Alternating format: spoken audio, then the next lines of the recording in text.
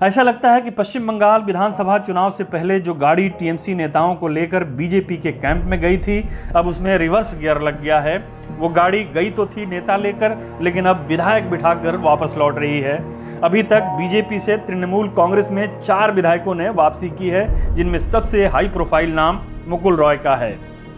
मुकुल रॉय किसी जमाने में ममता बनर्जी का दाहिना हाथ समझे जाते थे, लेकिन जब उन पर भ्रष्टाचार के आरोप लगे और केंद्रीय जांच एजेंसियों का शिकंजा उनके गिर्द तंग होने लगा तो उन्होंने बीजेपी में अपने लिए अवसर देखा। लेकिन कुछ तो टीएमसी के एक और बागी नेता शुभेंदु अधिकारी का भाजपा में बढ़ते हुए कद और कुछ ममता की शानदार जीत की वजह से वापसी की गाड़ी में सवार हुए। न केवल खुद सवार हुए बल्कि अपने साथ कुछ बीजेपी विधायकों को भी सवार कर लिया और अब उनके दावे के मुताबिक कुछ विधायक वापसी की गाड़ी के इंतजार में उनके संपर्क में हैं। मुकुल रॉय के बाद विष्णुपुर के विधायक तन्मय घोष और नॉर्थ 24 परगना के बगाड़ा के विश्वजीत दास के दीदी की छत्र छाया में वापस जाने के सदमे से अभी बंगाल बीजेपी उभरी भी नहीं थी कि कालियागंज के विधायक सौमेन रॉय ने भी एक झटका दे दिया। इन सभी विधायकों को मुकुल रॉय का करीबी माना जाता है। अब तन्मय घोष की टीएमसी में वापसी के बाद मुकुल रॉय ने दावा किया है कि आने वाले समय में कई बीजेपी विधायक टीएमसी में शामिल हो सकते हैं। उनका दावा है कि 24 विधायक उनके संपर्क में हैं जो ममता के साथ काम करने के इच्छुक हैं। मुकुल रॉय ने यह भी दावा किया कि टीएमसी की गाड़ी में सवारी की ख्वाहिश रखने वाले ऐसे विधायकों और नेताओं की एक लंबी कतार है। इन 4 विधायकों के टीएमसी में वापसी के बाद अब बंगाल विधानसभा में बीजेपी विधायकों की संख्या घटकर 71 रह गई है।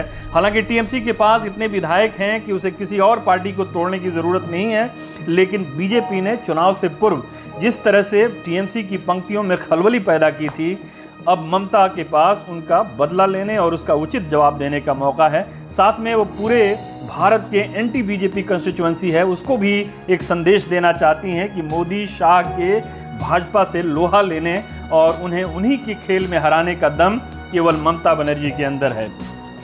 आपको याद होगा कि पश्चिम बंगाल चुनाव के फौरन बाद उन्होंने विपक्षी एकता की बात की थी और अपना रास्ता साफ करने के लिए अपने चुनाव मैनेजर पीके उर्फ प्रशांत किशोर को कई विपक्षी नेताओं से मिलने के लिए भेजा था।